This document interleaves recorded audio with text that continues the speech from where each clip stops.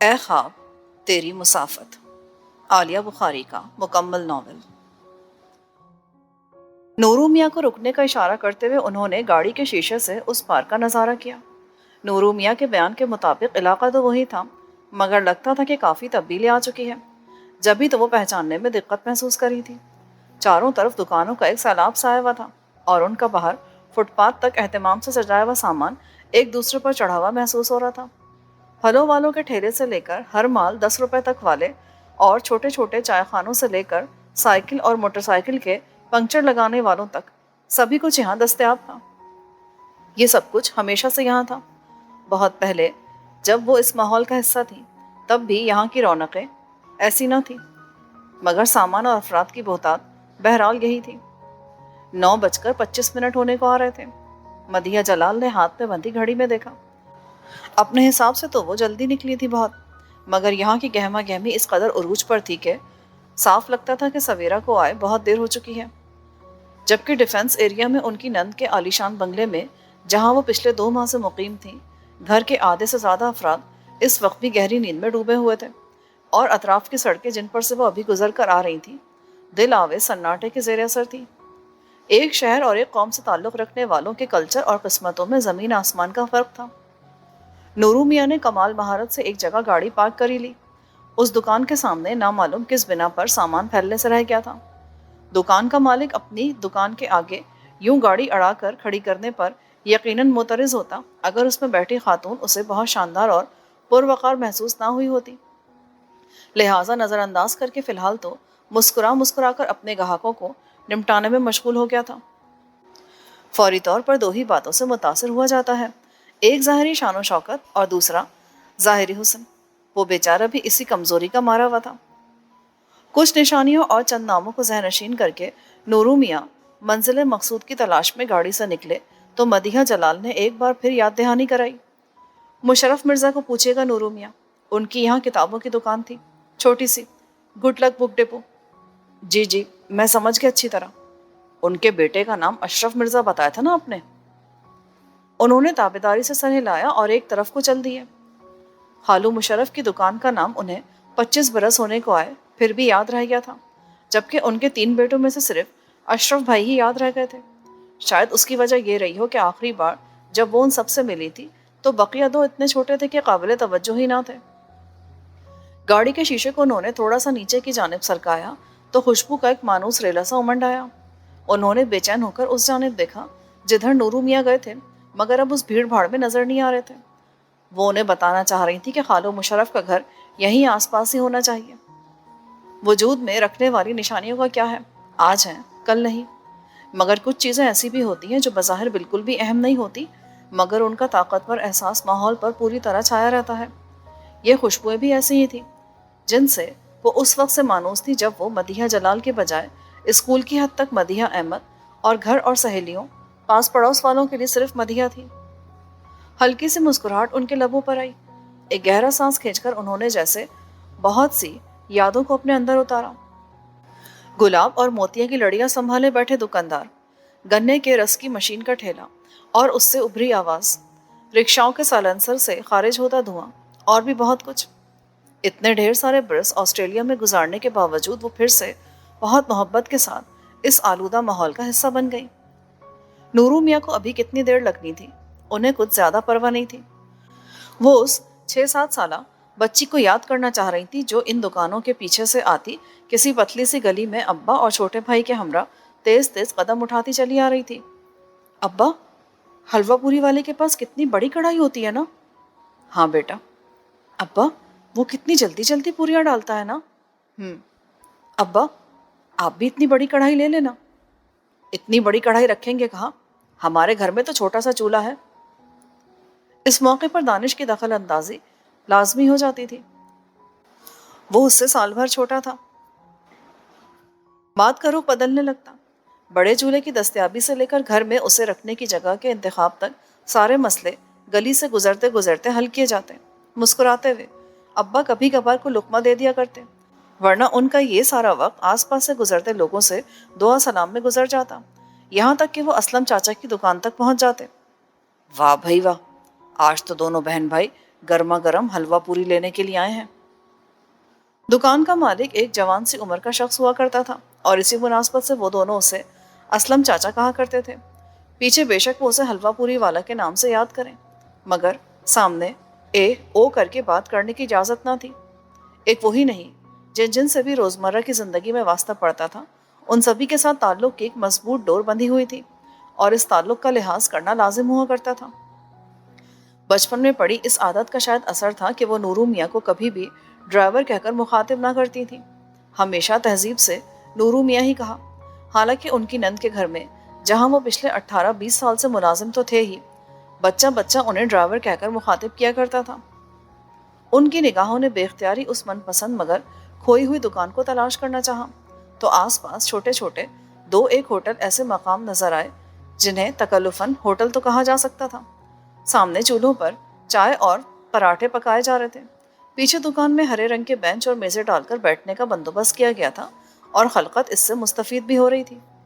چاروں جانب لوگ ہی لوگ، اپنی اپنی خوشیاں اور غم جھیلتے ہوئے، زندگی سے نبرد آزما لوگ۔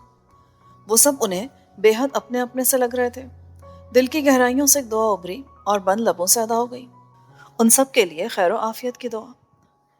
قریب سے گزرتی کسی گاڑی کا ہارن زور سے بجا تو وہ چونک گئی، آنکھوں کے کنارے گیلے ہو رہے تھے۔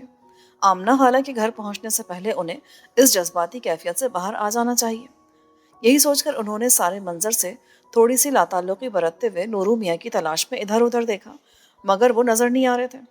سامنے والی دکان کا مالک اب ذرا فارغ تھا، قریب کھڑے ٹھیلے والے سے باتیں کرنے کے بہانے وہ دکان سے باہر آن کھڑا ہوا تھا اور گاہے گاہے ایک نگاہ ان کی طرف بھی ڈال لیتا تھا۔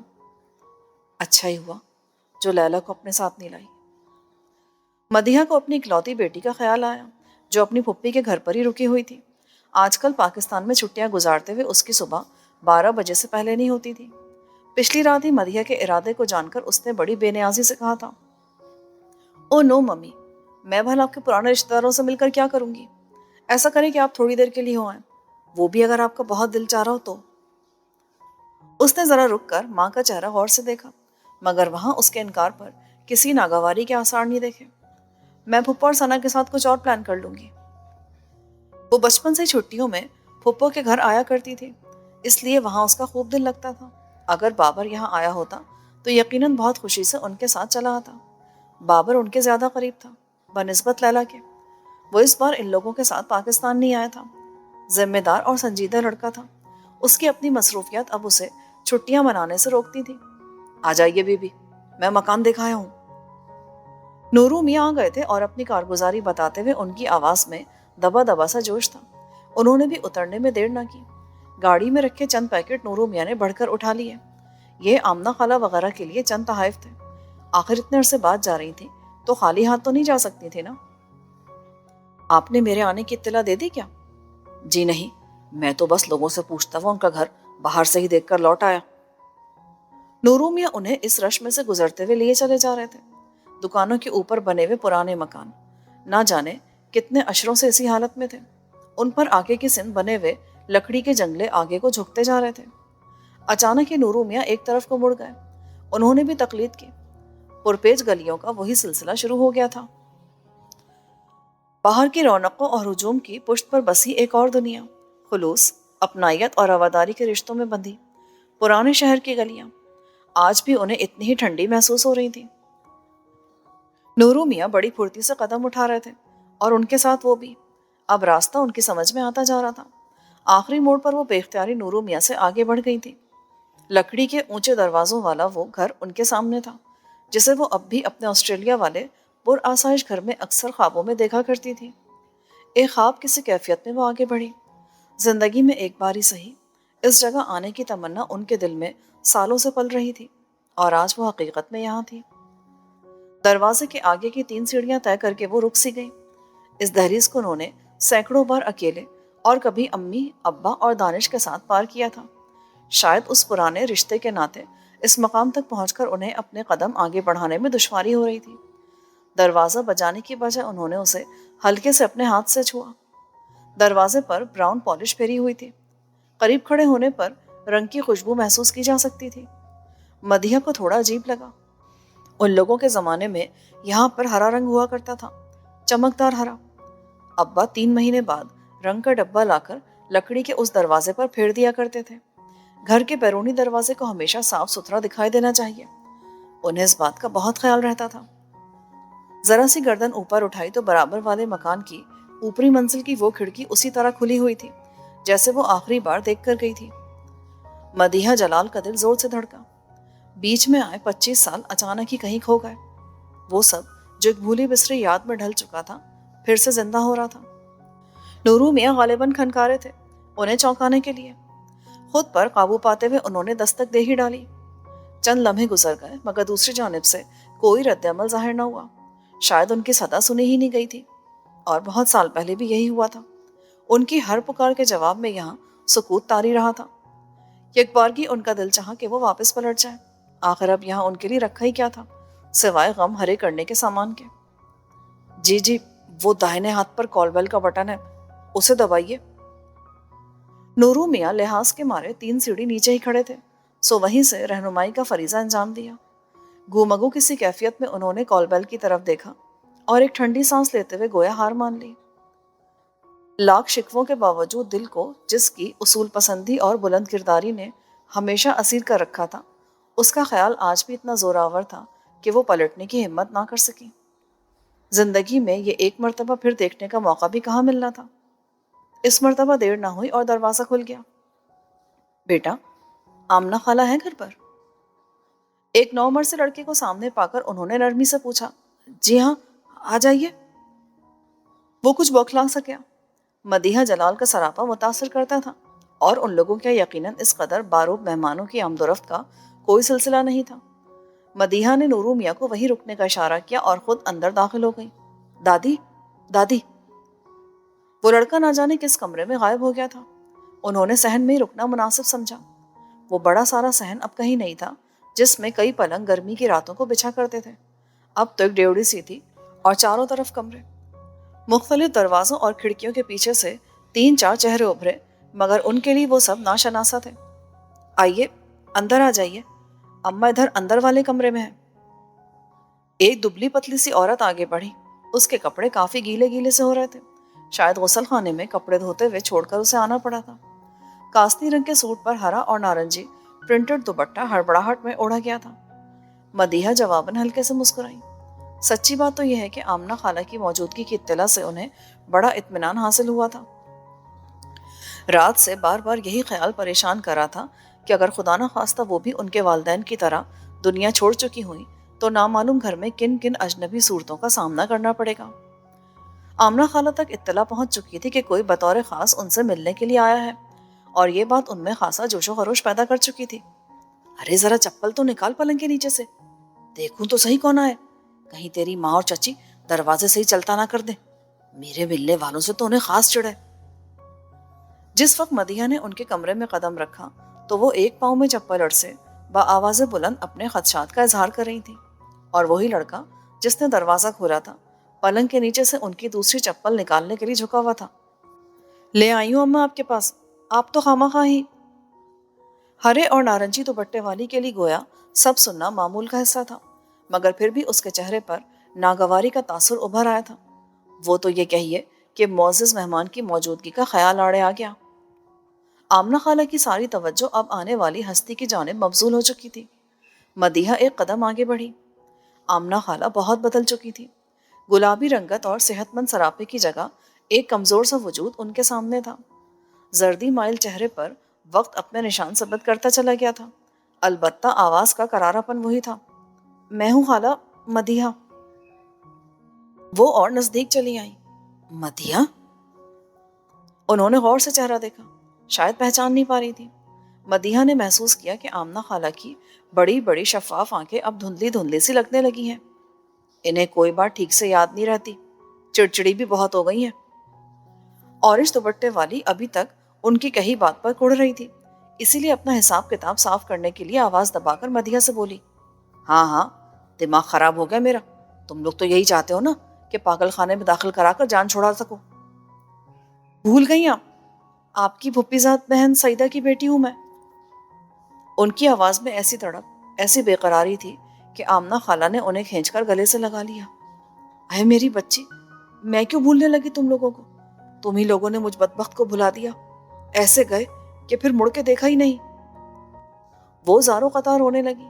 ان کی آغوش میں ممتا کی گرمی تھی۔ مدیحہ کو بے اختیار اپنی امی یاد آ گئی۔ ان کی آنکھیں بھی برس پڑی۔ زخموں پر جمع کھرنڈ اترنے لگا۔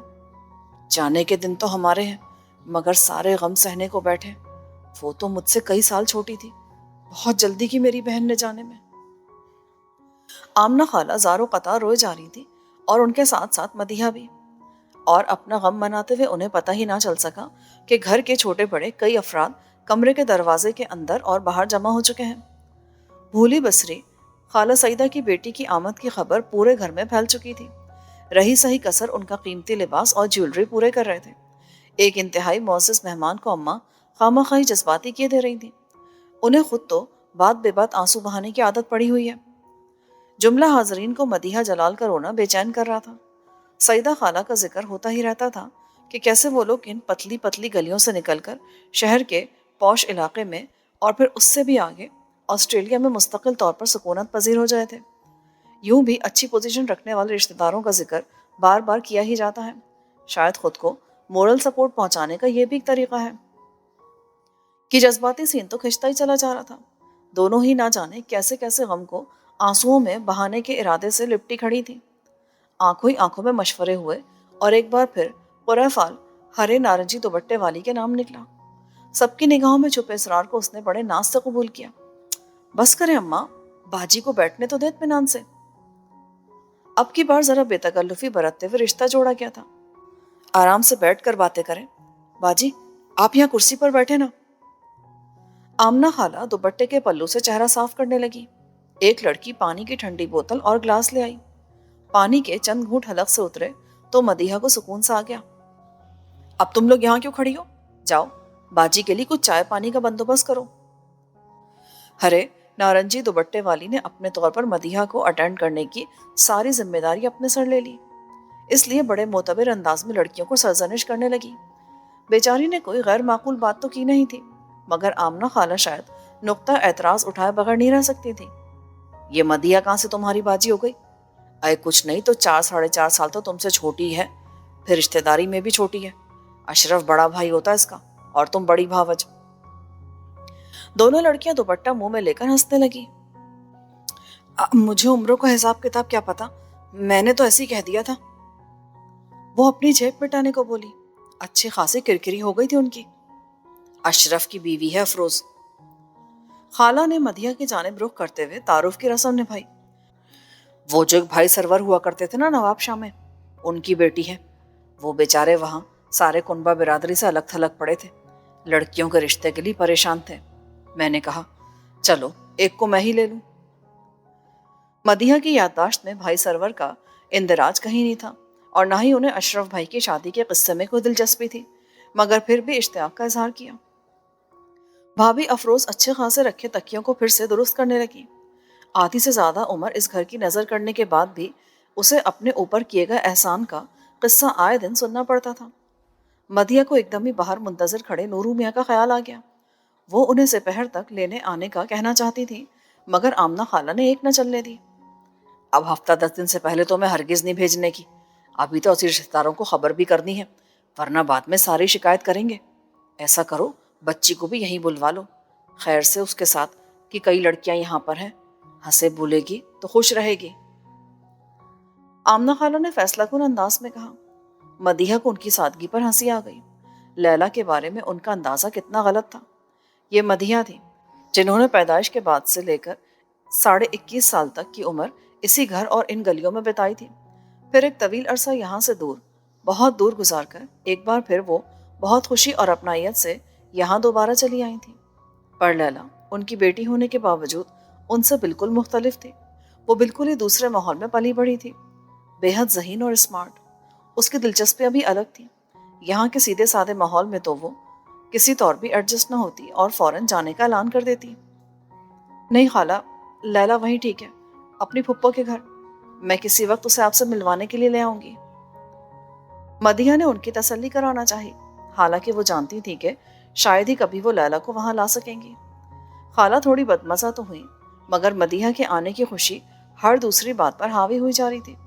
نورو میاں کو مدیحہ نے یہاں کا فون نمبر دے کر رخصت کیا اور ساتھ ہی کہہ دیا کہ وہ اپنے پروگرام کا فون پر ہی بتا دیں گی۔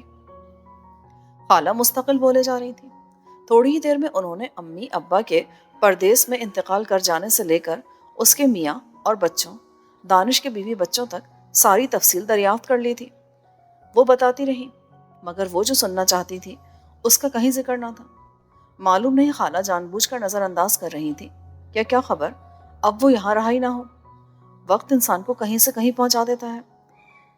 وہ بھی، مگر نہیں، مدیحہ کا دل کبھی بھی یہ بات ماننے کو تیار نہیں ہوتا تھا کہ وہ یہاں سے کہیں اور بھی جا سکتا ہے۔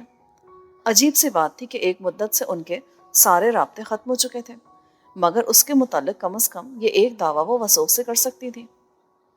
ان پتلی پتلی گلیوں میں رہنا میرے لیے باعث شرم نہیں ہے، یہی میرا اصل ہے اور اسی پر مجھے فخر ہے۔ یہ اور اس سے ملتی جلتی دوسری باتیں وہ اکثر کیا کرتا تھا۔ اشرف اور اظہر کی بیویاں یہاں میرے پاس رہتی ہیں، سب سے چھوٹا اختر راولپنڈی میں نوکر ہے، وہ اپنی بیوی کو وہیں لے گیا تھا۔ خالہ نے مزید معلومات وہاں پہنچائی۔ اب لڑکیوں نے مدیحہ کے سامنے رکھی میز پر لوازمات کی پلیٹیں رکھنا شروع کر دی۔ میز بھرتی جا رہی تھی، کیا کچھ نہیں تھا۔ مدیحہ کو ان سارے تکلفات سے شرمندگی محسوس ہو رہی تھی۔ یہ اشرف کی بیٹی ہے نائلہ، اور اس کے پیچھے اظہر کی بیٹی ہے، وہ جس نے دروازہ کھولا تھا نا، عذرا کا بیٹا ہے، رات کو ماں کے ساتھ آیا تھا، یہیں پر رک گیا۔ مدیحہ مروتاً ہوں ہاں کرتی رہی۔ انہیں کون سا یہاں دوبارہ آنا تھا جو نام بنام چہرے یاد رکھنے کا تردد کرتی۔ عذرا تو یاد ہے نا تمہیں؟ اب شاید آمنہ خالہ کو مدیحہ کی یادداشت کا امتحان لینے کی سوچی تھی۔ السلام علیکم۔ ایک خوش پوش سا لڑکا اندر داخل ہوا، بہت مانوس سے شباہت لی۔ وہ مدیحہ کی جانب بھی دیکھ رہا تھا اور مدیحہ کچھ مضطرب سی ہو گئی تھی۔ وعلیکم السلام، ماں آ گئی تمہاری اپنے بھائی کے گھر سے؟ خالہ پچھلی بات بھول کر اب اس کی طرف متوجہ تھی۔ جی وہ تو رات کو ہی آ گئی تھی۔ اچھا خیر۔ اے مدیحہ، یہ ریحان کا لڑکا ہے اور سب سے بڑا یہی ہے، پھر 3 چھوٹی لڑکیاں ہیں۔ خالہ جانے کیا کیا مزید بتائے جا رہی تھیں، مگر وہ شاید اب کچھ بھی نہیں سن رہی تھیں۔ واہ، ریحان احمد! کتنے سالوں کے بعد یہ نام ان کے سامنے لیا گیا تھا۔ اب وہ جن لوگوں کے درمیان رہتی تھی ان میں ریحان احمد کا ذکر کرنے والا کوئی بھی نہیں تھا۔ ریحان کی شادی تو تبھی ہو گئی تھی جب تم لوگ پاکستان میں ہی تھے، سعیدہ اور احمد بھائی شریک نہیں ہوئے تھے۔ بس اب پچھلی باتیں۔ آمنہ خالہ کو بھی کچھ یاد آتے آتے رہ گیا۔ جا کر اپنی اماں اور باوا کو بتا دینا کہ مدیحہ پھپھی آئی ہیں آسٹریلیا سے، ابو تو 2-2:30 بجے تک آئیں گے۔ وہ کہتے ہوئے دوسری کرسی کھینچ کے بیٹھ گیا۔ وہ ابھی جانے کے موڈ میں نہیں تھا، اس نئی مہمان میں اس کے لیے بھی کافی کشش تھی۔ کیا خبر باہر جانے کے لیے کوئی کلو ہاتھ لگ جائے۔ ہزاروں نوجوانوں کی طرح اس کا بھی یہی خواب تھا۔ خالہ کو اس کی یہ دخل اندازی اچھی تو نہیں لگی کہ ان کے اپنے قصہ کہانیوں میں فرق آ رہا تھا، مگر بولی کچھ نہیں۔ اسد میں ریحان کی بہت شباہت تھی۔ آخری بار جب وہ لوگ ملے تھے تو ریحان بھی تقریباً اسی کی عمر کا رہا ہوگا۔ مدیحہ کو اسد کو دیکھنا، اس سے باتیں کرنا بہت اچھا لگ رہا تھا۔ خوشی کی ایک لہر بار بار دل میں اٹھ رہی تھی۔ بااصول، خوددار اور پرجوش باپ کا بیٹا۔ مدیحہ کو اس کے بات کرنے کے انداز میں بھی ریحان کی جھلک محسوس ہو رہی تھی۔ وہ پچھلے سال یونیورسٹی سے ماسٹرز کر کے فارغ ہو چکا تھا اور بہت ذہانت کے ساتھ باتیں کر رہا تھا۔ اشرف کی بڑی لڑکی کے ساتھ بات تحس کی، نوکری لگ جائے تو خیر سے شادی بھی ہو جائے گی۔ آمنہ خالہ کافی دیر خاموش رہ لی تھی۔ بچپن میں ہی بات طے کرتی تھی دونوں کی۔ خبر اچھی تھی، مگر مدیحہ کو کوئی خوشی محسوس نہیں ہوئی، گویا پھر وہ حماقت دہرائی جا رہی ہے۔ انہوں نے آزردگی سے سوچا، انجام کی پرواہ کیے بغیر یہاں ابھی تک بہت سادگی کے ساتھ زندگیوں سے کھیلا جا رہا ہے۔ وہ بھی بہت سال پہلے اسی کھیل کا حصہ تھی۔ تب وہ، ان کا گھرانہ اس گھر کا رہائشی تھا اور آمنہ خالہ کی فیملی سامنے کے گھر کے ایک چھوٹے سے حصے میں کرایہ دار کی حیثیت سے رہتی تھی۔ اس وقت مدیحہ ریحان احمد سے منسوب تھی، جو آمنہ خالہ کے سگے بھائی اور مدیحہ کی امی کے سگے ماموزاد بھائی کے بیٹے تھے۔ ان کے گھر ایک دوسرے سے جڑے ہوئے تھے اور گھر والوں کے دل اس سے بھی زیادہ۔ وہ سب ایک دوسرے کی خوشی میں خوش اور غم پر رنجیدہ ہونے والے لوگ تھے۔ अपनायत की इसी फिजा में मदीहा के अब्बा अपनी नन्ही मुन्नी सी बेटी को रेहान अहमद का नाम देने की दकियानूसी हरकत कर बैठे थे। हालांकि आगे चलकर तो वो खासी बड़ी सोच के हामिल शख्सियत में ढल गए थे। अरे, असद बेटा भी आया हुआ है, कहो खैरियत से तो हो। भाभी अफरोज कमरे में दाखिल हुई तो उनकी निगाह सबसे पहले उसी पर पड़ी। मदीहा को याद आया कि अम्मी भी इसी तपाक से अपने होने वाले दामाद का खैर मकदम क्या करती थी, गोया वो बराबर के किसी घर के बजाय दूसरे शहर से आया हो। भाभी अफरोज अब कपड़े बदल कर और हुलिया दुरुस्त करके आई थी और खासी माकूल लग रही थी। फिलवक्त वो मदीहा को भूलकर सामने मेज पर रखे लवाजमात से असद की प्लेट भरने में मसरूफ हो गई। मदीहा को ख्याल आया कि उनके साथ आए तहफ़ अभी तक यूं ही से पड़े हैं और वो भला अलग अलग किसको बांटती। यही मुनासिब समझा कि सारे के सारे आमना खाला के सुपुर्द कर दिए जाए। वो जैसा मुनासिब समझे करती रहेंगी। लड़कियां जो अभी तक अनजान सी बनी कमरे में आ जा रही थीं, कनखियों से बराबर उन पैकेटों पर नजर रखे हुए थीं। जो अब दादी को इस इम्पोर्टेड माल की मिल्कियत अता हुई तो सारा तकल्लुफ एक तरफ रखकर यहीं उनके गिर्द घेरा डाल के खड़ी हो गई। बच्चों के कुछ खिलौने और चॉकलेट्स, एक दो मेकअप किट्स और आमना खाला के लिए एक स्वेटर, इस नौयत का बहुत सा सामान मदीहा हर चक्कर पर अपने साथ ले आया करती थी। देने दिलाने में काम आ जाया करता था, सो आज भी काम आ गया। असद लड़कियों की दिलचस्पी देखकर मुस्कुरा रहा था। उसकी निगाह बार बार नायला की तरफ ही उठ रही थी। मदीहा को अपने ही हैंडबैग में रखी रिस्ट वॉच याद आई। किसी ख्याल के तहत वो उसे रख लाई थी। असद इस तोहफे के लिए सबसे ज्यादा मौजू लगा। वैसे भी उसे कुछ ना कुछ तो देना ही था। ये लो असद बेटे, ये तुम्हारे लिए। मैं? मगर मेरे लिए क्यों आंटी? बड़ों से बहस नहीं करते, जरा पहन कर तो दिखाओ।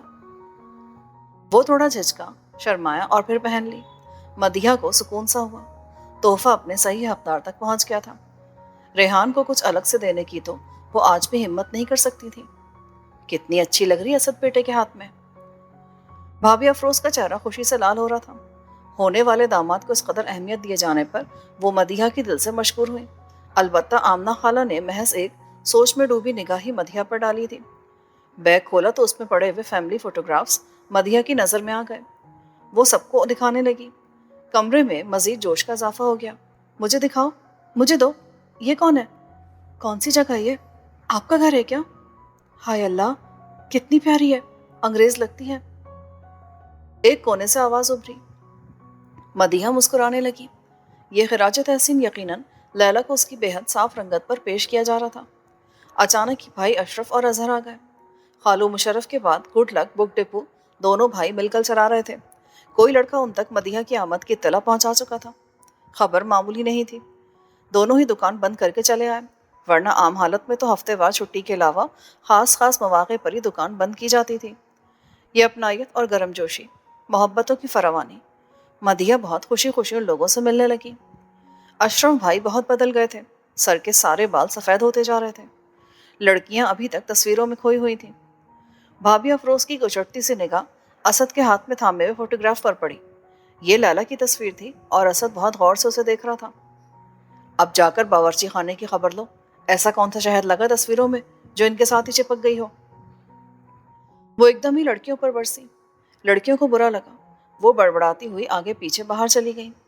भाभी का लहजा मदीहा को भी अच्छा नहीं लगा था, मगर नज़रअंदाज कर गई। असद आहिस्तेगी से उठ खड़ा हुआ। अपने हाथ में पकड़ी फोटो को बकिया तस्वीर के साथ मिलाते हुए वो मदीहा से बोला, अगर आप इजाज़त दें आंटी, तो ये तस्वीरें मैं अम्मी और बहनों को भी दिखा लूँ? हाँ हाँ बेटा, ज़रूर। मदीहा खुशदिली से बोली। ये कोई नामुनासिब बात भी ना थी और उन्हें यह ख्याल भी आ रहा था कि कुछ ना कुछ चीज़ें रेहान की बेटियों और बीवी के लिए भी बचा लेना चाहिए थी। ये क्या कि सब कुछ यहीं दे डाला। रिश्ता तो दोनों घरों से बराबर का था। असद शुक्रिया अदा करता हुआ बाहर निकल गया। भाभी अफरोज का चेहरा उतर सा गया था और अब वो बहुत खामोश सी महसूस हो रही थी। थोड़ी देर में वो दोनों भाई उठ खड़े हुए तो वो भी उनके पीछे ही बाहर निकल गई। अब कमरे में बस मदीहा और आमना खाला ही रह गई थी। जरा देर को लेट जाओ मदीहा बेटी, बैठे बैठे थक गई होगी। खाला इसरार करने लगी। वो वाकई बहुत थक गई थी। कुर्सी से उठकर पलंग पर चली गई। बड़ा सा नवाड़ी पलंग बेहद आरामदेह था। मदीहा कोनी के नीचे तकिया रखकर नींद दराज हो गई। खाला ने अपने लिए छालियां काटनी शुरू कर दी। मदीहा की निगाहों में असद का चेहरा घूमने लगा। ایک عجیب سا لگاؤ انہیں اس سے محسوس ہو رہا تھا۔ یہاں موجود اتنے لڑکے لڑکیوں میں انہیں وہ سب سے منفرد لگا تھا۔ اس کا چہرہ، اس کا انداز، چلنا پھرنا، باتیں کرنا، سبھی ریحان سے بے حد مشابہت رکھتا تھا۔ اسی ریحان سے جسے وہ اتنی مدت گزار کر بھی بھول نہیں پائی تھی۔ اسد اسی کا بیٹا تھا۔ کس سوچ میں پڑ گئی؟ کچھ بھی نہیں خالہ۔ آمنہ خالہ نے اپنا ہاتھ ذرا سا روک کر ان کے چہرے پر کچھ تلاشنے کی کوشش کی۔ جو ہوا اچھا ہی ہوا۔ اب دیکھو نا، احمد بھائی کے ایک درست فیصلے نے تمہیں کہاں سے کہاں پہنچا دیا۔ مدیحہ کی سمجھ میں نہیں آیا کہ اس بات کا کیا جواب دے۔ ایک عرصہ گزر جانے کے بعد بھی اس موضوع پر بات کرنے کی بھلا کوئی گنجائش باقی تھی؟ اس وقت تو مجھے بھی بہت برا لگا تھا۔ آخر ریحان میرے سگے بھائی کا بیٹا ہے اور مجھے اپنی اولاد کی ہی مانند عزیز ہے، مگر سچ پوچھو تو اس کا اور تمہارا جوڑ بنتا ہی نہیں تھا۔ مدیحہ کی آنکھیں ہلکی ہلکی گیلی ہونے لگی۔ احمد بھائی حقیقت پسند انسان تھے، انہوں نے ہمیشہ آگے کی سوچی۔ یہی وجہ ہے کہ آج ان کے بچے ماشاءاللہ کہاں سے کہاں پہنچے ہوئے ہیں۔ خالہ ابا کو خراج تحسین پیش کر رہی تھی یا انہیں دلاسا دے رہی تھی، مدیحہ کے لیے فرق کرنا مشکل تھا۔ البتہ اتنا ضرور تھا کہ ان کا بولنا مدیحہ کو اچھا لگ رہا تھا۔ دل کی دکھن تو اپنی جگہ تھی، مگر ایک سکون سا بھی دھیرے دھیرے کہیں اندر اپنی جگہ بنا رہا تھا۔ میں کتنا لڑی تھی سعیدہ سے جب تمہاری اور ریحان کی بات ختم ہوئی تھی، حالانکہ اس غریب کا تو کوئی قصور بھی نہیں تھا۔ وہ تو دادی آپ کو ابو بلا رہے ہیں۔ جانے کون سی لڑکی نے دروازہ کھول کر خالہ کو آواز دی۔ مجھے؟ کیوں؟ کیا بات ہے؟ خالہ کو یہ دخل معقولات اچھی نہیں لگی تھی اور مدیحہ کو بھی۔ بس پتہ نہیں کیا کہہ رہے ہیں کہ آ کر بات سن لیں۔ لڑکی نے جواب دیا اور مدیحہ سے نگاہ ملتے ہی دانتوں کی نمائش میں گرم جوشی دکھائی۔ اچھا آ رہی ہوں۔ خالہ نے بیزاری سے اسے ٹالا اور خود مدیحہ کی طرف مزید متوجہ ہو گئی۔ دیکھ لیجیے گا، یہ 100% اسی ارادے سے آئی ہیں۔ میرا اندازہ غلط نہیں ہوتا، اتنے سالوں سے تو کبھی خبر نہیں لی۔ اظہر کا لہجہ ٹھوس بھی تھا اور طنزیہ بھی۔ وہ کسی بھی بات کا منفی رخ آسانی سے تلاش کر لیا کرتا تھا۔ اس وقت بھی صبح سے چھائی خوشی ہنسی کی فضا کو ٹینشن میں مبتلا کر چکا تھا۔ لاکھوں کی جائیداد ہے، ایسے ہی کوئی بھلا کب چھوڑتا ہے؟ اگر ابا جی اسی وقت تھوڑے بہت پیسے دے کر اپنے نام کرا لیتے نا تو فکر کی کوئی بات نہیں ہوتی، مگر نہ جی، وہ تو ساری زندگی بس احمد بھائی کے گن گاتے رہے، جو ان پر اتنا بڑا احسان کر گئے تھے کہ اپنے گھر میں انہیں بٹھا گئے۔ پر اظہر، ابھی تک تو مدیحہ نے ایسا کوئی اشارہ نہیں دیا۔ میرا مطلب ہے کہ دادی کہتی کہ ابھی آتی ہوں۔ اسی لڑکی نے دروازہ کھول کر اطلاع پہنچائی اور جھپاک سے واپس ہو گئی۔ کیا پتا ابھی صرف جائزہ لینے آئی ہو، پھر 2-4 دن میں بات چھڑے۔ بھائی اشرف بھی پرانی رشتہ داری تازہ ہونے کے خمار سے باہر نکل آئے تھے اور دل میں پیدا ہوتے وسوسوں کو زبان دینے میں مصروف تھے۔ بالکل یہی ہوگا، مگر میں بتا دیتا ہوں کہ دبنے کی کوئی ضرورت نہیں ہے۔ ہمارا بھی لاکھوں روپیہ اس گھر پہ خرچ ہو چکا ہے۔ 2 کمرے اور اسٹور، تیسری چھت پر بنایا، ایک بڑا کمرہ اور ایک چھوٹا یہاں اس صحن میں، باتھ روم، باورچی خانے میں الگ کتنا کام کروایا ہے، اور رنگ و روغن اور ٹوٹ پھوٹ بھی تو شامل کرو۔ بھابھی افروز کے دیے گئے لقمے کو ان کے میاں نے تحسین کی نگاہ سے دیکھا اور بھائی کی طرف دیکھتے ہوئے بولے، ٹھیک کہتی ہے تمہاری بھابھی، بس اب ایسا کرو کہ سارا اسٹیمیٹ ایک کاغذ پر لکھ لو، لانا بھی ذرا کاغذ اور پین۔ انہوں نے اونچی آواز سے پکارا، ذرا ٹھیک ٹھیک حساب لگانا، اپنے خرچ کیے ہوئے پیسے کا بھی۔ اچھے بھلے رہ رہے تھے، معلوم نہیں کہاں سے ٹپک پڑی، مجھے تو ہال سا اٹھ رہا ہے۔ بھابھی کا چہرہ سب سے زیادہ اترا ہوا تھا۔ اپنے ہال کی اصل وجہ وہ ابھی تک چھپائے ہوئے تھی۔ ہاں ہاں بالکل، 1 پیسے کی جگہ 4 بتانا، وہ کون سا تحقیقات کرے گی، میاں تو اس کا آسٹریلیا میں بیٹھا ہوا ہے۔ بھائی اشرف اب خاصے پرجوش ہو چکے تھے۔ آج ان کی بیوی خاصی عقل مندی کی باتیں کر رہی تھی، جس کی اصل وجہ ان کی ساس کی عدم موجودگی تھی۔ خالہ کو بہو کی بصیرت پر کچھ ایسا زیادہ بھی بھروسہ نہیں تھا۔ ان کی بات کو وہ گدھے کی لات سے زیادہ اہمیت دینے کی ضرورت نہیں سمجھتی تھی۔ کاغذ پینسل ابھی تک دستیاب نہیں ہو سکا تھا۔ گھر کی کتاب اسٹیشنری کی دکان ہونے کے باوجود یہ دونوں اشیاء ضرورت کے وقت مشکل سے ہی دستیاب ہو پاتی تھی۔ بھابھی افروز کسی بچے کے بستے میں سے نکال لانے کے لیے چل دی اور دونوں بھائی اس سارے معاملے میں پیش آنے والے ممکنات کا جائزہ لینے میں مصروف ہو گئے۔ بہت پہلے جب مدیحہ کے والدین یہاں سے منتقل ہوئے تھے تو اپنے اس گھر میں خالو مشرف اور آمنہ خالہ کے گھرانے کو بٹھا گئے تھے۔ وہ لوگ اس وقت سامنے کے 2 کمروں والے گھر میں رہتے تھے۔ مدیحہ کے والد احمد صاحب ایک دردمند انسان تھے، مگر ساتھ ہی ترقی کے خواہاں۔ जिंदगी पर जम्मूद उन्हें कतई पसंद नहीं था। आगे और आगे बढ़ते रहने की धुन में उन्होंने कभी भी पीछे मुड़कर नहीं देखा था। मदिया ने एक ठंडी सांस ली और खिड़की के पास जा खड़ी हुई। आमना खाला अभी अभी तीसरी दफा के बुलावे में बेटों की बात सुनने गई थी। ये खिड़की पीछे की एक पतली से राहदारी में खुलती थी। अम्मी के ज़माने में ये जगह बहुत साफ सुथरी रहती थी। उन्हें घर में काट कबाड़ जमा करने से सख्त नफरत थी, मगर अब ये जगह फालतू सामान से अटी पड़ी थी। घर में कभी होने वाली लकड़ी के काम के बाद बच जाने वाली लकड़ी के टुकड़ों से लेकर टूटे हुए फर्नीचर, गत्ते के खाली कार्टन, साइकिल और मोटरसाइकिल के नाकारा टायर, घी के खाली डब्बे, गर्ज के हर बेकार शय की जाय पना घर का यही गोशा था। मदिया ने बाएं जानिब गर्दन मोड़कर जरा झुक कर देखा। रेहान के घर की एक खिड़की उन दिनों इसी राहदारी में खुलती थी। सामान के ढेर के पीछे वो खिड़की अभी भी उसी तरह सलामत थी, मगर उसके बंद किवाड़ों पर किसी ने 2-4 आड़े तिरछे तख्ते मजीद ठोंक दिए थे। गोया ताल्लुकात में अब पहले जैसी गर्मजोशी मौजूद नहीं थी। फिर यासत का रिश्ता, मदिया ने सोचा। आमना खाला ने भी रेहान की बीवी का जिक्र कुछ अच्छे अल्फाज में नहीं किया था। आए ऐसे बुरे दिमाग की औरत है, ना कभी खुद खुश रही ना उस गरीब को खुश रखा, बिल्कुल बुझकर रह गया है। मरहूम भाई बावज की इकलौती निशानी है, हमारा तो देख देख कर दिल कुढ़ता है, उन्होंने मदिया से कहा था। और ये बात तब से जहन के साथ चिपकी हुई थी। इस सारे चक्कर में अल्लाह ही जाने किसका नुकसान हुआ था। खुशी मुकम्मल सूरत में शायद किसी को भी नहीं मिल पाई थी। उन्होंने माथे को खिड़की की ग्रिल से लगाते हुए सोचा। सामने राहदारी में साया था, और यह साया हमेशा ही रहता था। उस वक्त भी जब दिलों में मोहब्बत और पासदारी थी, तब खिड़की पर तख्ते लगाकर बंद करने के बजाय उसे एक दूसरे के घर जाने के लिए शॉर्टकट के तौर पर इस्तेमाल किया जाता था। घर की खवातीन की आसानी की खातिर ये खिड़की सारा दिन ही खुली रहती थी। जिस दिन उनकी रेहान से बाकायदा मंगनी हुई थी, उस रोज तो इस खिड़की पर एक रश का आलम था। लड़कियां पल पल की खबर ला रही थी।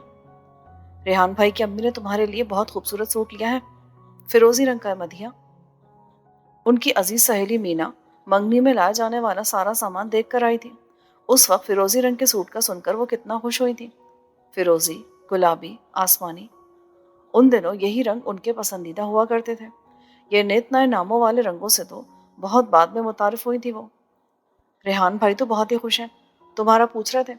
मैंने भी कह दिया कि मदिहा कौन सा आपसे पर्दा करती है, जाएं जाकर खुद ही पूछ लें।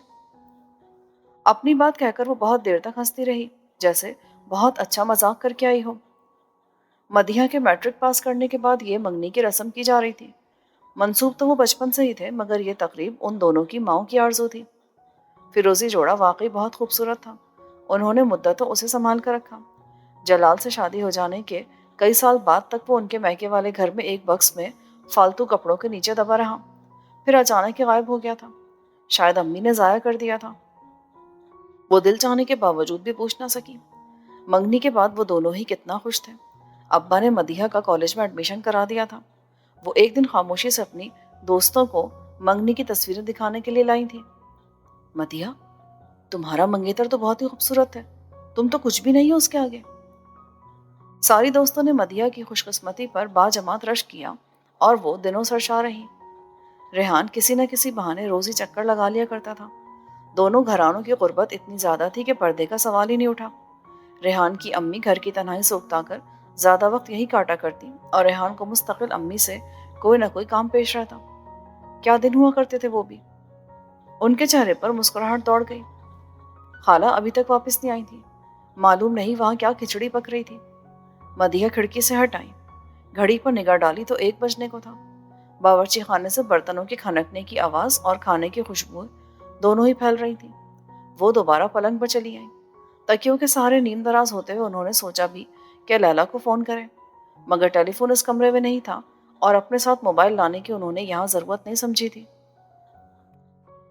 अब्बा को अचानक ही बड़े ठेके मिलने शुरू हो गए थे। वो कोशिश के बहुत कायल थे और अपने काम को सीधा करने के लिए हर मुमकिन हद तक जाने को तैयार रहते थे। सो तरक्की की राह उनके लिए क्यों ना वसी होती। घर में पैसे की आमद में तेजी हुई तो अम्मी ने भी मदिहा के जहेज की तैयारी में जोशो खरोश दिखाना शुरू कर दिया। अपनी लाई हुई हर चीज़ वो रेहान की अम्मी को ज़रूर दिखाती और फिर बहुत सी दुआओं के साथ वो बड़े बक्स में मुंतकिल हो जाती। मदिहा के लिए ये दौर बेहद खुशगवार था। कोई फिक्र, कोई परेशानी दूर से भी नहीं गुजरती थी। शायद इसीलिए वो بے وقوفی کی حد تک لاپرواہ رہنے لگی تھیں۔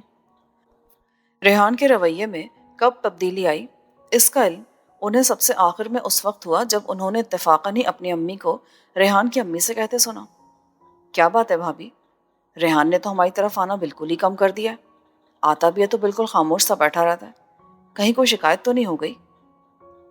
امی کے لہجے میں اتنی فکر مندی تھی کہ مدیحہ جو اپنے جہیز کے کشن کاٹنے کے لیے کشیدہ کاری کی کتاب سے ڈیزائن تلاش کرنے میں مصروف تھی، کچھ دیر کے لیے تو سر ہی نہ اٹھا سکی۔ اچھا، کیا واقعی کچھ ایسا ہو گیا تھا؟ مدیحہ نے بے حد حیرت سے سوچا۔ زندگی میں اب تک اتنا توازن اور ترتیب تھی کہ کوئی چیز ادھر سے ادھر ہونے کا سوال ہی نہیں اٹھا تھا۔ ریحان کی والدہ اس کی طرف سے صفائی پیش کر رہی تھی، مگر امی کے چہرے پر چھائی پریشانی اس روز مدیحہ نے بار بار محسوس کی۔ وہ شاید کئی دن سے اس الجھن میں مبتلا تھی۔ اسی رات ریحان وہاں چلا آیا۔ گھر میں یقیناً اسے تنبیہ کی گئی تھی۔ اور سناؤ میاں، کیا ہو رہا ہے آج کل؟ ابا بھی اس وقت گھر پر ہی تھے۔ ریحان کے پاس بتانے کے لیے کیا تھا؟ اس کا یونیورسٹی کا آخری سال تھا اور یہ بات ابا کو اچھی طرح معلوم تھی۔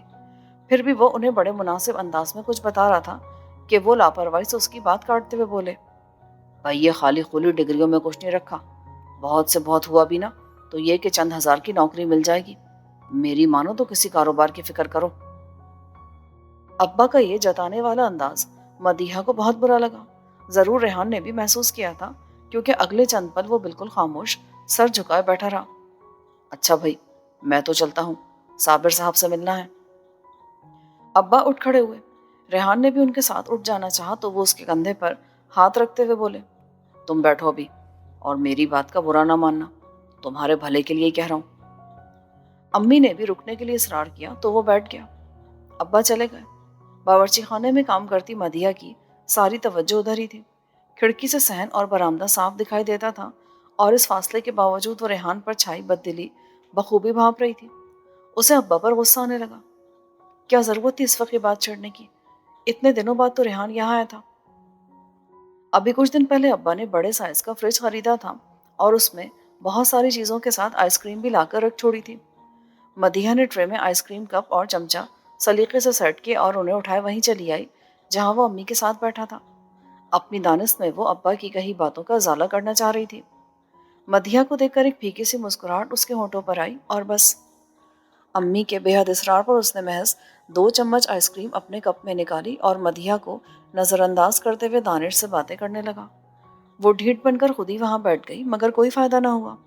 وہ ہنوز پوری توجہ سے دانش کے اسکول کا کوئی قصہ سنتا رہا، اور جب دانش کا قصہ تمام ہوا تو اٹھ کھڑا ہوا۔ امی پہلے عشاء کی نماز کے لیے وضو کرنے چلی گئی تھی۔ امی اور ابا کی موجودگی اور غیر موجودگی دونوں ہی میں انہوں نے کبھی ایک دوسرے سے بات چیت میں کوئی جھجک محسوس نہیں کی تھی۔ یہ نیا رشتہ تو ابھی قائم ہوا تھا، ان لوگوں کا ساتھ تو بے حد پرانا تھا۔ آج پہلی بار یہ تناؤ مدیحہ نے محسوس کیا، جس کی فی الحال کوئی بڑی وجہ سمجھ میں بھی نہیں آ رہی تھی۔ کہاں تھے اتنے دن سے؟ یہی ہوں، اور کہاں جاتا؟ مجھے تو آج بہت دن کے بعد نظر آئے ہو۔ ریحان کے چہرے پر پھیکی سی مسکراہٹ پھیل گئی۔ آپ کے آس پاس کا منظر تیزی سے بدلتا جا رہا ہے مدیحہ بی بی، اسی لیے چھوٹی موٹی چیزیں غائب ہوتی جا رہی ہیں۔ اس قدر باتکلف انداز سے تخاطب؟ مدیحہ نے ہڑبڑا کر سوچا۔ ریحان کے جملے میں چھپے طنز سے زیادہ اس کی آپ جناب نے چکرا کے رکھ دیا تھا۔ چلتا ہوں۔ وہ اسے مزید کچھ کہنے سننے کی زحمت سے بچا کر صحن پار کر گیا۔ لو، اب بھلا ایسا بھی کیا غضب اٹھا دیا ابا نے جو یہ یوں برا مانے چلے جا رہا ہے؟ مدیحہ کو اب ریحان پر غصہ آنے لگا اور ابا باعزت بری قرار پائے۔ آخر کا وہ اس کے باپ جو تھے، اس کا اچھا برا سوچنے کے ذمہ دار۔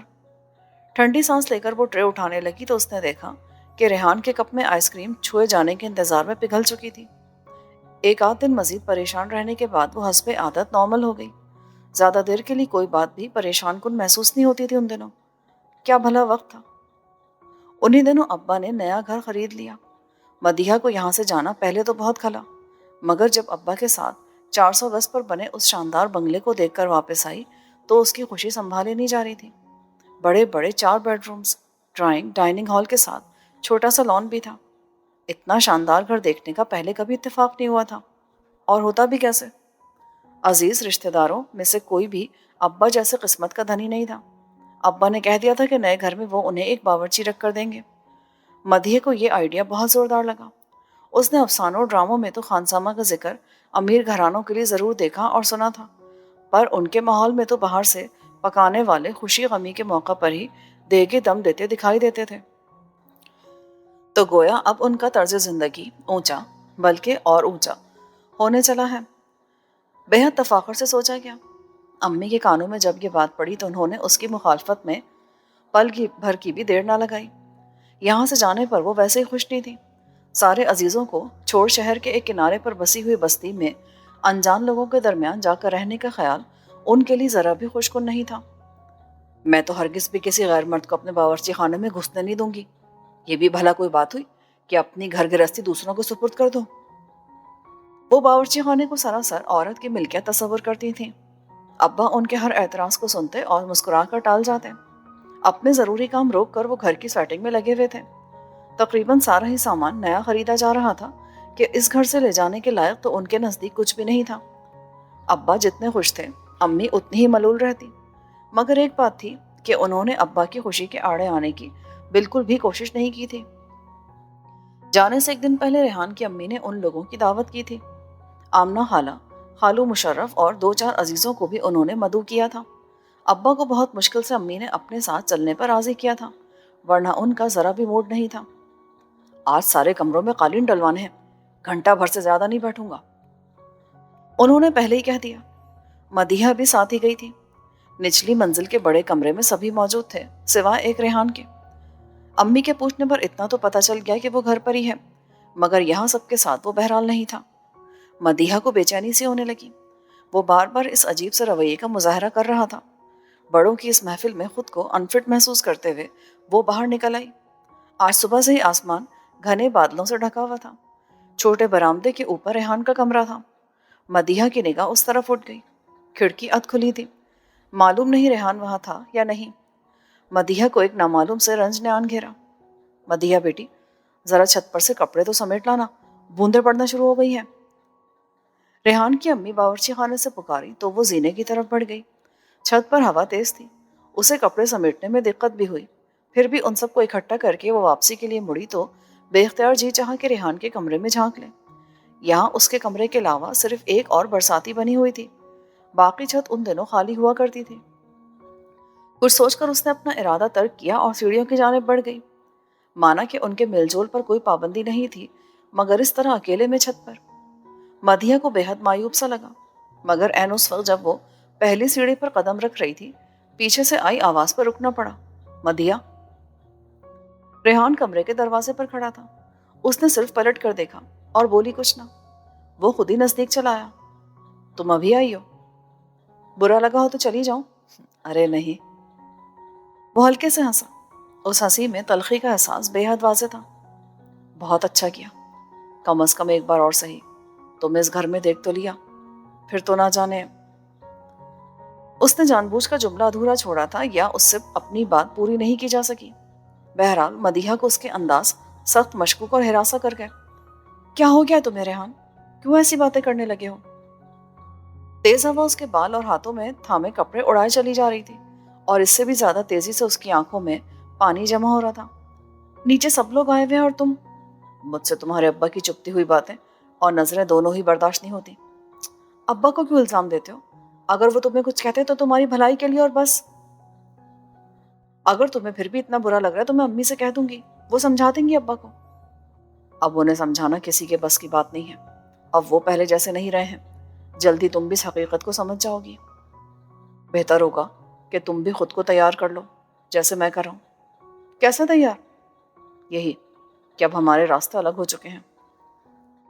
وہ اپنے کمرے کی طرف چلا گیا اور تیز ہواؤں کے شور میں کہی گئی اس کی یہ آخری بات مدیحہ کی ساری زندگی پر محیط ہو گئی۔ اسی دن ریحان کے گھر کی سیڑھیاں اترتے ہوئے اسے یقین ہو چکا تھا کہ وہ ریحان کو ہمیشہ کے لیے کھو چکی ہے۔ حالانکہ ان کی منگنی تو اس بات کے بھی تقریباً 5.5 ماہ کے بعد ٹوٹی۔ نئے گھر آنے کے بعد وہاں امی کی مخالفت کے باوجود کوک اور مالی کے ساتھ ڈرائیور کا بھی اضافہ ہوا تھا، اور چھوٹی چھوٹی سی کئی تبدیلیاں بڑی تبدیلیوں کا پیش خیمہ بنتی چلی گئیں۔ بیٹی کو اتنا سر مت چڑھاؤ، اسے ہر حال میں گزارا کرنے کی عادت ہونی چاہیے۔ امی سے ایک دن ضبط نہ ہو سکا تو کہہ ہی بیٹھی۔ ان کے خیال میں ابا سوچے سمجھے منصوبے کے تحت مدیحہ کو رئیسانہ ठाट बाट का आदी कर रहे थे, क्योंकि अब वो कई बार उनके सामने अपनी बेटी को पुराने शहर की गलियों में वापस भेजने की मुखालफत कर चुके थे। अपनी दकियानूसी सोच को अपने पास ही रखो, मेरी बेटी तो अल्लाह ने चाहा ना बहुत उरूज देखेगी, वो चिढ़कर बोले। अम्मी को उनके अंदाज डराने लगे तो उन्होंने मदीहा की जल्द रुखसती पर जोर देना शुरू कर दिया। रेहान अपनी तमाम तर कोशिशों के बावजूद एक मामूली सी ही नौकरी हासिल कर पाया था, वो भी फिलहाल आर्जी। अगले साल उसका मुकाबले के इम्तिहान में बैठने का इरादा था। अम्मी ने उन्हें रेहान के बेहतर मुस्तकबिल के सुनहरे ख्वाब दिखाने की कोशिश की तो वो लापरवाही से बोले, अजी सैकड़ों बैठते हैं मुकाबले के इम्तिहान में, और नतीजा क्या होता है? उनमें से गिने चुने सेलेक्ट हो पाते हैं। रेहान के क्या माथे पर लिखा है कि वो जरूरी कामयाब हो जाएगा? यहाँ अब्बा की दूरअंदेशी को मानना पड़ेगा। वक्त ने उनके अंदेशे को सही साबित किया था। आगे चलकर भी उसके हालात में बस 19-20 का ही सुधार पैदा हुआ था। मगर खैर, ये तो उससे पहले ही की बात है। अम्मी अब्बा की ये सर्द जंग वो सब्र से देख रही थी। उसकी हैसियत महज खामोश तमाशाई की सी थी। अम्मी के लिए खानदान बिरादरी से कट कर रह जाने का खौफ और अब्बा के लिए आला सोसाइटी में मूव करने की तमन्ना सबसे अहम थी। अपनी जिंदगी जीने के लिए उसकी भी कोई आरजू थी, ये सोचने की जरूरत हरगिज नहीं समझी गई। अम्मी ने यह जंग इतनी शदुमत से लड़ी कि एक मौके पर तो मदीहा को उम्मीद बन चली कि शायद उसके सारे खदशे हवा में तहलील हो जाएंगे और सब कुछ पहले जैसा हो जाएगा, साफ, शफाफ और निखरा हुआ। अब्बा ने चंद शराइत के साथ इस रिश्ते की मंजूरी का इशारा दे दिया था और फिलहाल इतना ही काफी था, वरना अब तो वो बरमला मदीहा और रेहान के रिश्ते को अपनी ही बेवकूफ़ी गर्दानते थे। उस रोज रेहान पहली बार अपने वालिदैन के साथ उनके नए घर में आया। अब्बा ने उसे साथ लाने की सख्ती से हिदायत की थी। वो हर बात उसके सामने करना चाहते थे। अम्मी ने चाय के साथ खासा एहतमाम किया था और खाने की भी हिदायत जारी कर दी थी। उनकी पूरी कोशिश थी कि आज के माहौल को इतना खुशगवार रखा जाए कि कुछ बात बनकर ही महफिल बर्खास्त हो। मदीहा बहुत दिन बाद उस रोज दिल लगाकर तैयार हुई, मगर बेसूद। सलाम करने के बहाने वो जितनी देर भी ड्राइंग रूम में मौजूद रही, रेहान ने एक निगाह डालने के बाद उसकी जानिब दूसरी बार देखा तक नहीं। बस सर झुकाए कारपेट के डिजाइन में ही कुछ तलाशता रहा। अम्मी ने आंख के इशारा किया तो वो वहां से हट गई। चाय वगैरह सर्व करने की हिदायत करके वो अपने कमरे में चली तो आई, मगर एक तजस्सुस सा बरकरार रहा। कुछ पता तो चले आखिर क्या बना। ये परेशानी काफी देर रही। कोई छोटी बहन या दोस्त भी आसपास नहीं थी जो इस सवाल का जवाब ला देती। सो खुद ही ड्राइंग रूम से मुल्का कॉरिडोर में आकर खड़ा होना पड़ा। मसला छिड़ चुका था और लग रहा था कि इस पर खासी बहस व तमीज हो चुकी है। समझ नहीं आ रहा आखिर तुम्हें एतराज किस बात पर है? अब्बा की बुलंद आवाज कॉरिडोर में खुलने वाली खिड़की से साफ सुनाई दे रही थी। अगर मैं तुम्हें कारोबार में पार्टनरशिप देना चाह रहा हूँ और मदीहा के लिए रिहाइश का इंतजाम अपने घर के नजदीक करना चाहता हूँ तो इसमें बुराई क्या है? बुराई है फूफा कि आपकी ये बेहद अच्छी पेशकश मुझे सूट नहीं करती। मैं कभी अपनी मेहनत से अपने लिए को दूसरा मकान बना सका तो अपना घर छोड़ने पर गौर करूंगा, वरना मुझे वही छत अजीज तर है। रेहान के लहजे की सख्ती मदीहा को डराने लगी। आसार जरा भी अच्छे नहीं थे। और आपकी पहली पेशकश का तो जवाब मैं पहले ही दे चुका हूं। फिर तो बन चुका उन चंद हजार रुपयों में बंगला। मियाँ एक झोपड़ा भी खड़ा कर लो ना तो शुक्र अदा करना। शादी के बाद आटे दाल का भाव पता चल जाता है। फरत जज्बात में वो एक अहम चीज भूल रहे थे, जो अगर शामिल हाल रहे तो चंद हजार भी बड़ी बात, चंद सौ में भी जिंदगी भर के मसाइल आराम से सुलझ जाते हैं। अल्लाह ताला की रहमत और उसकी अता की गई बरकत। अब इस बात को जाने भी दे भाई साहब, मैं इसे समझा लूंगा। रेहान के अब्बा ने मसालेहत की जाने पहला कदम उठाया, मगर रेहान ने उनकी कोशिश कामयाब नहीं होने दी। नहीं अब्बू, बस अब जो भी बात है आज साफ हो जाने दे। इस कश्मकश से मैं भी तंग आ चुका हूँ। मैं ससुराल के कंधों पर खड़ा होकर कद ऊंचा करने वालों में से नहीं हूँ। अगर मेरी मौजूदा हैसियत में मुझसे रिश्ता जोड़ने में अहमद साहब को शर्म महसूस होती है तो फिर ये जो जी चाहे फैसला करें। बस तो फिर ठीक है मियाँ, आज से इस किस्से को ख़त्म ही समझो और मेरा मशवरा मानो तो कोई अपने ही माहौल की लड़की ढूंढकर शादी कर लो, कामयाब रहोगे। दोनों वालिदाएं मोहतरमा हैं ही करती रह गईं और सारा खेल यकलख्ती खत्म हो गया। चकराते जहन के साथ जब मदीहा अपने कमरे की तरफ पलट रही थी तो अंदर मदीहा के अब्बा पर निगाहें जमाते हुए वो मजबूत लहजे में कह रहा था, सही कहा आपने, अब यकीनन ऐसे ही ढूंढूंगा। मदीहा ने दिनों इस गम को मनाया था। वो बिल्कुल खामोश होकर रह गई थी। अब्बा ने उसकी ये कैफियत महसूस तो की, मगर मसलहतन अनजान ही रहे। वो किसी और इंतजाम की फिक्र में थे। उधर रेहान ने अपना कहा इस तरह पूरा कर दिखाया कि सिर्फ 2 माह के अंदर ही उसकी शादी का कार्ड आमना खाला के तवस्सुत से आन पहुंचा। उनके घर से किसी ने शिरकत ज़रूरी नहीं समझी। हाँ, बाद में चंद दूर परे की कज़न से मदिया को इतना ज़रूर मालूम हुआ कि रेहान भाई शादी वाले रोज़ बहुत खामोश खामोश थे। नेज़ ये कि इतना उदास दुल्हा पहले कभी किसी को देखने का इत्तेफाक नहीं हुआ था। मदिया ने सब कुछ खामोशी से सुना और राब्ता करने के लिए अब रह भी क्या गया था। सब्र इंसान की बहुत बड़ी ताकत बन जाती है। उसके साथ यही ताकत बाद में जिंदगी भर रही। जलाल अहमद से शादी, उनके साथ ऑस्ट्रेलिया मुंतकली और फिर अम्मी अब्बा और दानिश का भी वहीं चले आना, सब कुछ बहुत सहूलत के साथ होता चला गया। जिंदगी इतनी मुकम्मल थी कि पिछली किसी हिमाकत के बारे में सोचने की गुंजाइश ना रही थी। मगर फिर भी अपनी बेपनाह मसरूफियत में घिरी मदीहा जलाल को दिन की कोई एक साथ या रात के पिछले पहर का कोई अनोखा पल बुरी तरह चौंका देता। बहुत पीछे रह जाने वालों को महज एक नज़र देखने की तमन्ना को भी उन्होंने बरसों थपक थपक कर सुलाया था। और अब आई थी जब उम्र उस स्टेज पे ले आई थी कि सिर्फ और सिर्फ एक कसक बाकी रह गई थी, और बस ना कुछ पाने की आरज़ू, ना देने का ख्याल। कोई दरवाज़ा खोलकर अंदर आए तो वो चौंक गई। नाइला अंदर आई थी, कुछ झिझकती हुई सी। आ जाओ बेटा, आखिर सब लोग कहाँ हैं? या मैं भी वहीं चली चलूं? दादी आ रही हैं, आप आराम से बैठें। उस बेचारी की तमाम कोशिशों के बावजूद घर की हालत ज़्यादा देर तक दुरुस्त नहीं रह पाती थी, इसीलिए मदिया को उसी कमरे तक महदूद रखा जा रहा था। नाइला खामोशी से सर झुकाए बैठी थी। मदिया ने पहली बार ज़रा गौर से उसे देखा। एक नज़र में वो बहुत ही मासूम और सादा सी नजर आई। उन्हें उसकी खुशबख्ती पर रश्क आ रहा था। उसे रेहान जैसा मजबूत किरदार के मालिक की बहू बनना था, जिसका बेटा भी यकीनन उस जैसी मिलती जुलती तबीयत का मालिक होगा। पढ़ रही हो? कौन सी क्लास में हो? मदिया को उसमें दिलचस्पी सी हुई। जी, मैं बीए की तैयारी कर रही हूँ, प्राइवेट। क्यों प्राइवेट क्यों? इतना बड़ा गर्ल्स कॉलेज है करीब में, वहाँ दाखिला क्यों नहीं लिया? अब्बा नहीं मानते।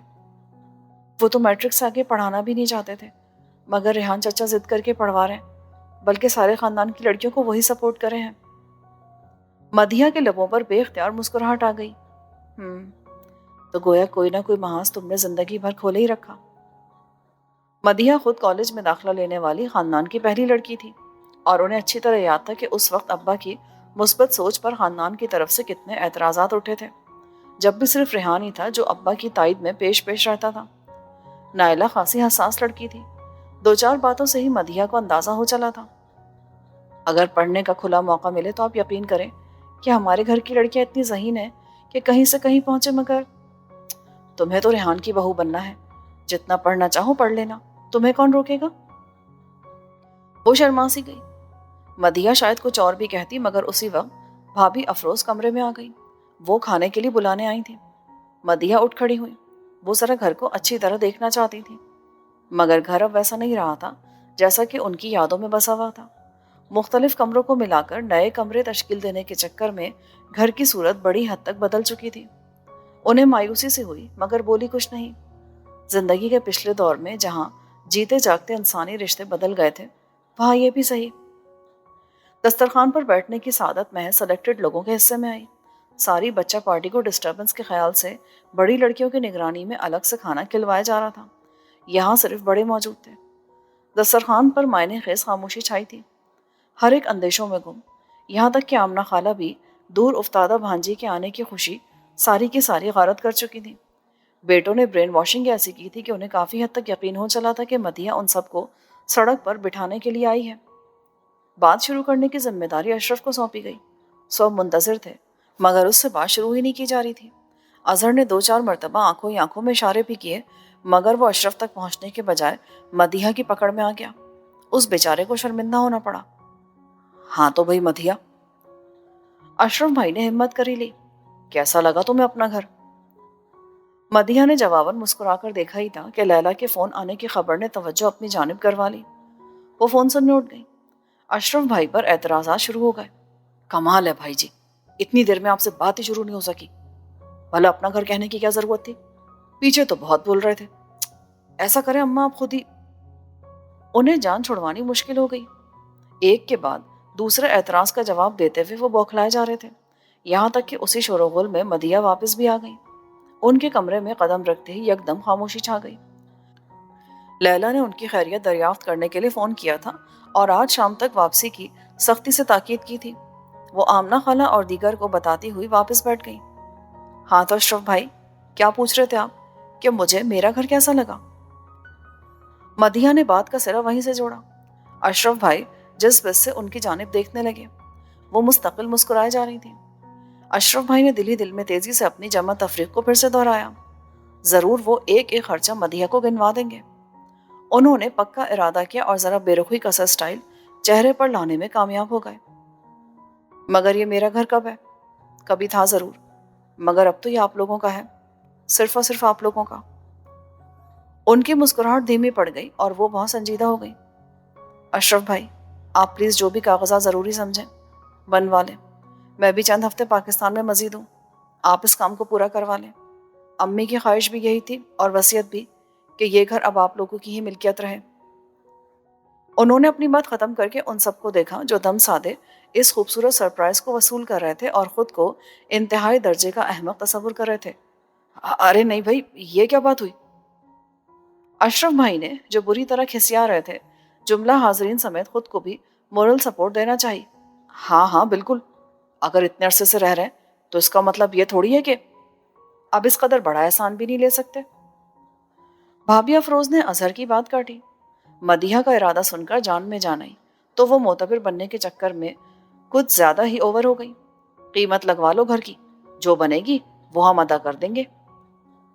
ان کی یہ بات اس قدر بے تکی محسوس ہوئی کہ اشرف بھائی کا دل چاہا اس بے وقوف عورت کو دھکا مار کر کمرے سے باہر نکال دیں۔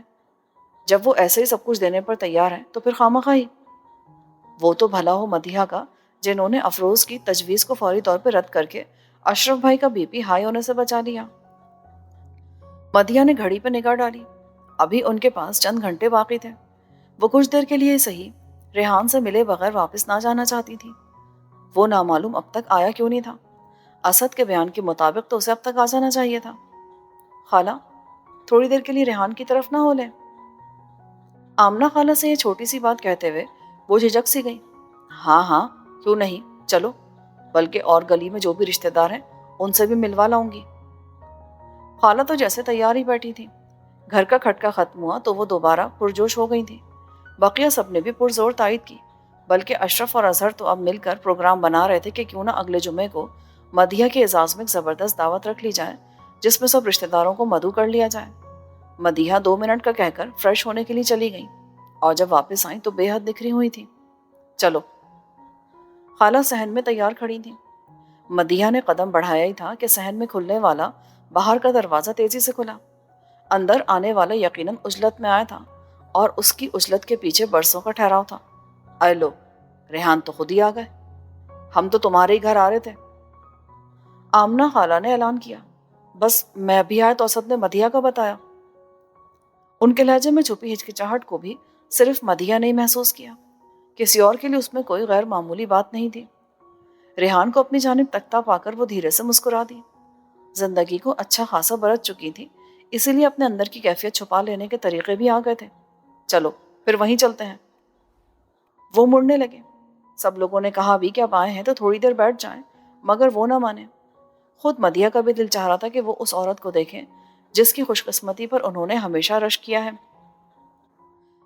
ریحان احمد کے پیچھے گھر کی دہلیز کو پار کرتی مدیحہ کو دیکھ کر اشرف بھائی کو ایک بھولے بسرے یاد نے آن گھیرا۔ مدیحہ جلال کے ساتھ ریحان احمد انہیں بالکل یوں ہی سے محسوس ہوئے۔ کچھ بھی ہو، خالو احمد بھی اپنے وقت کے ذہین اور دور اندیش آدمی تھے۔ انہوں نے سر جھٹک کر مرحوم خالو کو خراج تحسین پیش کیا۔ مدیحہ نے گہری سانس لی تو واجبی سی شکل و صورت والی یہ بھاری بھرکم عورت جو ابھی ابھی یہاں سے اٹھ کر گئی ہے، ریحان احمد کی زندگی کی حصے دار ٹھہری۔ ریحان کی بیوی صنوبر چائے کا اہتمام کرنے کے لیے باہر گئی تو بیٹیوں کو بھی اشارے سے ساتھ لے گئی۔ کمرے میں یکدم سناٹا چھا گیا۔ ریحان کی بیوی کو چلا چلا کر بولنے کی عادت تھی اور بیٹیاں اسی کا پرتو تھی۔ گھر کی چاروں خواتین کو محض اپنی سنانے کا شوق تھا، دوسروں کے پاس بھی کہنے کے لیے کچھ ہے، انہیں اس میں ذرا بھی دلچسپی نہیں تھی۔ ان کے مقابلے میں آمنہ خالہ کے گھر کا ماحول بہتر معلوم ہو رہا تھا۔ اس آدھے پون گھنٹے میں ہی مدیحہ کا سر دکھنے لگا۔ کمرے میں ان دونوں کے علاوہ کوئی نہیں تھا۔ اور یہ اتفاق کتنی مدت کے بعد ہوا تھا؟ کیسی ہو مدیحہ؟ اچھی ہوں۔ وہ تو خیر نظر آ رہی ہو، پھر پوچھ کیوں رہے ہو؟ بس تمہارے منہ سے سننا چاہ رہا تھا۔ وہ خاموش رہی۔ تم کیسے رہے؟ سچ کہوں اچھا تو خیر بالکل نہیں رہا کہ جو نقصان ہوا اس کی پھر کبھی تلافی ہی نہ ہو سکی۔ ویسے زندگی گزر ہی گئی، خوشی کے احساس کے ساتھ نہ سہی، خسارے کے احساس کے ساتھ سہی۔ مدیحہ نے سوچا وہ اب ایسی باتیں کیوں کر رہے ہیں؟ جب سوچنے کا وقت تھا تو وہ ایک پل بھی غور کرنے کے لیے تیار نہیں تھے۔ شادی میں پہل کر کے جلد بازی تو انہی کی طرف سے کی گئی تھی۔ وہ انہیں یہ سب جتانا چاہتی تھی، مگر بولی صرف یہ، تمہارا بیٹا بہت اچھا ہے، تم میں بہت شباہت ہے اس کی۔ ریحان مسکرا دیے۔ اسی وقت ان کی بیوی دروازے میں آ کھڑی ہوئی۔ مدیحہ نے دیکھا کہ وہ ریحان کو کسی بات کے لیے اشارہ کر رہی ہے، مگر وہ سمجھ نہ سکی، اور ریحان بھی شاید نظر انداز کر رہے تھے۔ تمہاری بیٹی بھی بہت پیاری ہے، بالکل تمہاری کاپی۔ وہ دانستہ یا نادانستہ اس کی تعریف کر گئے تھے۔ ہاں، مگر عادت میں بالکل مختلف ہے، بہت بولڈ اور ذہین ہے ماشاءاللہ۔ کسی بھی عام سی ماں کی طرح انہیں بھی اپنے بچوں کی تعریف کرنا اچھا لگتا تھا۔ ریحان کی بیوی لڑکیوں کے ساتھ مختلف سائز کی ٹرے تھامے دوبارہ اندر آ چکی تھی، اور اب اصرار کر کر کے مدیحہ کو وہ سب کھلانے کی کوشش میں تھی جس کا اس نے اہتمام کیا تھا۔ آمنہ خالہ کو دوپہر سونے کی عادت تھی، یہاں آنے کے بعد بھی وہ برآمدے میں بچھے پلنگ پر لیٹ کر اونگ چکی تھی۔ یہ دہی بڑے تو لو، بڑے مشہور ہیں یہاں کے۔ صنوبر نے مدیحہ کی پلیٹ کو مزید بھرنے کی کوشش کی اور ان کی نہیں نہیں پر ذرا کان نہیں دھرا۔ انہوں نے پلیٹ پر بے بسی سے ایک نگاہ ڈالی۔ کھانا، کھانا اور بس کھانا۔ جتنے دن بھی وہ پاکستان میں رہتی تھیں، اپنی تمام تر کوشش کے باوجود بھی اپنے وزن کو بڑھنے سے نہیں روک پاتی تھیں۔ محبت کے اظہار کے مروجہ طریقوں میں سے ایک اصرار یہ بھی تھا۔ اسد بھی آن بیٹھا تھا اور مدیحہ نے صاف محسوس کیا تھا کہ وہ بار بار ماں باپ کی جانب امید بھری نگاہوں سے دیکھنے لگتا تھا۔ کوئی بات تھی جو شاید کہی نہیں جا رہی تھی، مگر انہوں نے کچھ پوچھنا مناسب نہیں سمجھا۔ ان سے تو بات ہوگی نہیں، اس لیے مدیحہ بہن مجھے ہی کہنا پڑے گا۔ ریحان کی بیوی زیادہ دیر اپنی بے چینی پر قابو نہ رکھ سکی۔ اب جب آپ چل کر خود ہمارے گھر آئی ہیں تو قسمت آزما لینے میں کیا حرج ہے، مگر انہیں تو ہماری بھلائی میں زبان ہلانے میں بھی تکلیف ہوتی ہے۔ بات واضح نہیں تھی، مگر اس گھر میں ریحان کی حیثیت واضح ہو رہی تھی۔ آپ کی ذرا سی مہربانی ہمارے سارے دکھ دور کر سکتی ہے۔ ساری زندگی ترس ترس کر گزری، شوہر سے تو کوئی سکھ نصیب میں تھا نہیں، اب اولاد کو ہی خوشحال دیکھ لیں۔ مدیحہ کی سوالیہ نگاہوں کو خود پر مرکوز دیکھ کر ریحان کی بیوی نے بات آگے بڑھائی۔ وہ جسے زندگی نے ایک بےحد کھرے شخص کا ساتھ دیا تھا، اس عورت کے پاس بھی اپنا رونا رونے کے لیے بہت کچھ تھا۔ مدیحہ نے حیرت سے سوچا، کیا بیکار کی باتیں لے کر بیٹھ گئی ہو؟ میں نے منع بھی کیا تھا مگر۔ ارے اگر مگر کیا؟ اور کیا ابا، امی کو بات تو کرنے دے۔ یہ اسد تھا جس کا انداز ناگواری لیے ہوا تھا، اور اس کی بہنوں کا انداز بھی مختلف نہیں تھا۔ مدیحہ کو دکھ سا ہوا۔ دیکھو بہن، بات کوئی لمبی چوڑی نہیں، اور اگر تمہاری مدد ہمیں مل جائے تو ذرا بھی مشکل نہیں ہے۔ آپ کہیں تو صحیح، مجھ سے جو بھی بن پڑا۔ مدیحہ کو کہنا ہی پڑا۔ صنوبر کی ٹائپ کچھ کچھ سمجھ میں آتی جا رہی تھی، اور ان کا خیال تھا کہ وہ شاید ان سے کسی مالی مدد کی خواہاں ہوں گی۔ بس یہی کہ میرے اسد کو کسی طرح وہیں آسٹریلیا پہنچوا دو، بڑی مہربانی ہوگی تمہاری، بڑا احسان ہوگا۔ وہاں تو سنا ہے پاکستانی گھرانے اپنی لڑکیوں کی شادی کے لیے یہاں سے ہی لڑکا لے کر جاتے ہیں، تم بھی کہیں اسد کا معاملہ فٹ کروا دو۔ مدیحہ کو انتہائی سنجیدگی سے یہ سب سنتے ہوئے بھی فٹ کرانا مزہ دے گیا۔ اچھے لڑکے تو باہر والوں کو ملتے بھی نہیں ہیں، سنا ہے بالکل معمولی پڑھے لکھے لڑکوں سے اچھی اچھی لڑکیاں بیاہ دیتے ہیں۔ اپنا اسد تو انہوں نے نہ جانے کہاں سے اتنا کچھ سن رکھا تھا، اور ستم یہ کہ خاصا غلط سلط سنا تھا۔ مدیحہ نے ان کی غلط فہمی دور کرنی چاہیے۔ ایسی بات نہیں ہے صنوبر، اچھے گھرانے چاہے وہاں ہو یا یہاں، اپنے بچوں کی شادی کرتے وقت بہت سی باتیں دیکھتے ہیں۔ زیادہ تر لوگ تو دھوکہ دہی کے خوف سے خاندانوں میں ہی۔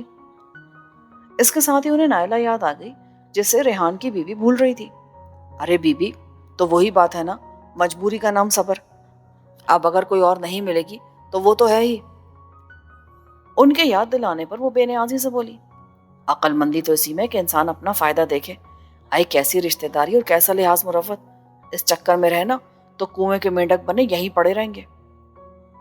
وہ مزید بھی کچھ کہے جا رہی تھیں، لیکن مدیحہ اب شاید سننا ہی نہیں چاہتی تھی۔ انہیں صنوبر کی بات سے صدمہ پہنچا تھا، حالانکہ جو بھی اس نے کہا وہ ذرا بھی حیرت انگیز نہیں تھا۔ وطن سے دوری کے باوجود بھی وہ اپنے معاشرے کی بدلتی اقدار سے اچھی طرح آگاہ تھی، مگر انہوں نے اصول اور خودداری کو نوعمری میں ہی مجسم ہوتے دیکھ لیا تھا، اور پھر باقی ساری زندگی خود کو اس کے سحر سے آزاد کرنے کی کوشش میں ہی گزر گئی تھی۔ انہوں نے بے چینی سے ریحان کی جانب دیکھا، وہ انہی کی طرف متوجہ تھے۔ ایک طویل عرصے بعد بھی وہ ان کی آنکھوں میں لکھی تحریر کو پڑھنے میں غلطی نہ کر سکی۔ وہاں جو کچھ بھی رقم تھا اس کی آرزو تو مدیحہ نے اس وقت بھی نہیں کی تھی جب ان کی اپنی زندگی داؤ پر لگی ہوئی تھی۔ مدیحہ جلال پر ایک اداسی بھری تھکن چھانے لگی۔ شکست بھی کس موڑ پر آ کر تمہارا مقدر بنی نا ریحان احمد، اور باخدا میں نے ایسا کبھی نہیں چاہا تھا۔ دل نے بہت دھیرے سے کہا۔ باہر کچھ آہٹ ہوئی تو صنوبر کی چلتی زبان کو بریک لگا۔ اندر آنے والی بھابھی افروز تھی، جو یقیناً صنوبر کے ارادوں پر مبنی لمبی چوڑی تقریر میں سے کچھ نہ کچھ سن لینے میں کامیاب ہو گئی تھی۔ ان کا اڑتا رنگ گواہی دے رہا تھا۔ مدیحہ کو شرمساری سے ہونے لگی۔ وہ بھلا یہاں آئی ہے کیوں تھی، ان سب کی لگی بندھی زندگیوں میں اضطراب پیدا کرنے؟ بھابھی افروز نورو میاں کی آمد کی اطلاع لائی تھی۔ مدیحہ نے اٹھنے میں پل نہ لگایا۔ ابھی یہاں انہیں سب مزید روکنا چاہتے تھے، مگر اب انہیں جلدی تھی۔ خالہ بھی اٹھ بیٹھی تھی اور اب یہ ماننے کے لیے تیار نہ تھی کہ وہ کچھ دیر سوئی بھی ہیں۔ بس یوں ہی ذرا آنکھ بند کر کے لیٹی تھی۔ ان کے اس بیان پر سب سے زیادہ غصہ ان کی بہو کو آ رہا تھا، شاید اس خیال کے تحت کہ اگر وہ یہاں کے سب کے درمیان موجود رہتی تو ممکن ہے انہیں وہ سب کچھ سننے کو نہ ملتا جو ابھی باہر کھڑے رہ کر سنا ہے۔ انہیں آمنہ خالہ کے گھر تک رخصت کرنے کے لیے سبھی چلے آئے۔ ریحان سب سے پیچھے تھے۔ انہیں اب پیچھے رہنے کی عادت سی ہو گئی تھی۔ اپنی اصول پسندی کے صدقے انہوں نے زندگی بھر دھکے کھائے تھے، اور اب اس اسٹیج تک آ کر کیا صنوبر جیسے لوگوں کی جیت شروع ہو جانی چاہیے؟ بظاہر سب لوگوں سے ملتی مدیحہ جلدی جلدی بیک وقت بہت کچھ سوچ رہی تھی۔ اداس چہرے والی بھابھی افروز پر ایک نگاہ ڈال کر انہوں نے قریب کھڑی نائلہ کی پیشانی چومی اور بھائی اشرف کی طرف مڑتے ہوئے بولی، اب آپ کے گھر نائلہ اور اسد کی شادی میں آؤں گی انشاءاللہ، میرے رہنے میں ہی کیجیے گا، کیوں ریحان؟ انہوں نے دفتن ریحان سے رائے لی تو وہ چونک سے گئے۔ بہت دیر بعد ان کے لبوں پر مسکراہٹ آئی۔ مدیحہ کی خواہش کو سمجھنا ان کے لیے آسان تھا۔ ہاں بالکل، ایسا کرتے ہیں اشرف بھائی، مدیحہ ابھی چند ہفتے تو یہاں ہے ہی، کیوں نہ ان دونوں کا نکاح کر دیں اس کے سامنے، ایک چھوٹا سا فنکشن ہو جائے گا۔ مدیحہ نے ان کے چہرے پر وہی چمک دیکھی جو پہلے کبھی ہوا کرتی تھی۔ صنوبر کے احتجاج کی پرواہ کیے بغیر وہ اشرف بھائی کے ساتھ پروگرام سیٹ کر رہے تھے۔